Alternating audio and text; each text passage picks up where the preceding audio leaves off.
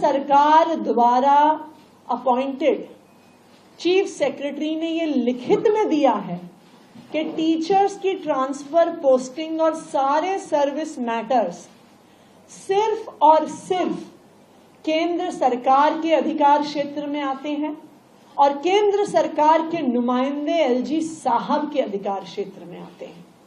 तो ये बिल्कुल साफ है कि ये भारतीय जनता पार्टी का षड्यंत्र था। लेकिन जब उन्हें समझ में आया कि षड्यंत्र के खिलाफ आम आदमी पार्टी लड़ती रहेगी, तो वो अपने घड़ियालू आंसू बहाने के लिए एलजी साहब के पास गए और उसके बाद बाहर आके झूठ बोल रहे हैं, जबकि सारे कागजात उनके ही अपॉइंटेड अफसरों द्वारा लिखित कागजात ये दिखा रहे हैं कि ट्रांसफर पोस्टिंग केंद्र सरकार द्वारा की गई, उनके एलजी साहब द्वारा की गई और एलजी साहब के आदेश द्वारा की गई। मैं तो उनसे ये भी पूछूंगी, अगर एलजी साहब के पास पावर नहीं थी ट्रांसफर की और हमारे पास पावर थी, तो एलजी साहब ने ट्रांसफर ऑर्डर वापस लेने का आदेश कैसे दे दिया? उसकी पावर उनके पास कहां से आ गई? देखिए, जो सच्चाई होती है ना, उसमें बहुत ताकत होती है।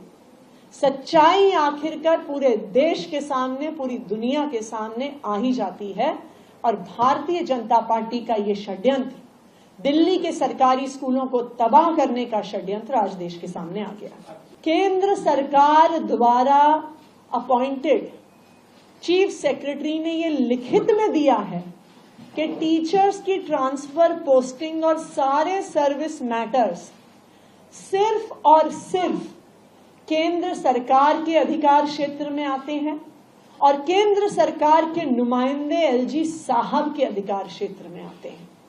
तो ये बिल्कुल साफ है कि ये भारतीय जनता पार्टी का षड्यंत्र था। लेकिन जब उन्हें समझ में आया कि षड्यंत्र के खिलाफ आम आदमी पार्टी लड़ती रहेगी, तो वो अपने घड़ियालू आंसू बहाने के लिए एलजी साहब के पास गए और उसके बाद बाहर आके झूठ बोल रहे हैं, जबकि सारे कागजात उनके ही अपॉइंटेड अफसरों द्वारा लिखित कागजात ये दिखा रहे हैं कि ट्रांसफर पोस्टिंग केंद्र सरकार द्वारा की गई, उनके एलजी साहब द्वारा की गई और एलजी साहब के आदेश द्वारा की गई। मैं तो उनसे ये भी पूछूंगी, अगर एलजी साहब के पास पावर नहीं थी ट्रांसफर की और हमारे पास पावर थी, तो एलजी साहब ने ट्रांसफर ऑर्डर वापस लेने का आदेश कैसे दे दिया? उसकी पावर उनके पास कहां से आ गई? देखिए, जो सच्चाई होती है ना, उसमें बहुत ताकत होती है। सच्चाई आखिरकार पूरे देश के सामने, पूरी दुनिया के सामने आ ही जाती है। और भारतीय जनता पार्टी का ये षड्यंत्र, दिल्ली के सरकारी स्कूलों को तबाह करने का षड्यंत्र, आज देश के सामने आ गया। अगर आप ये वीडियो YouTube पर देख रहे हैं तो हमारे चैनल को सब्सक्राइब करें और बेल आइकन को दबाना ना भूलें। अगर आप Facebook पर ये वीडियो देख रहे हैं तो हमारे पेज को लाइक करें।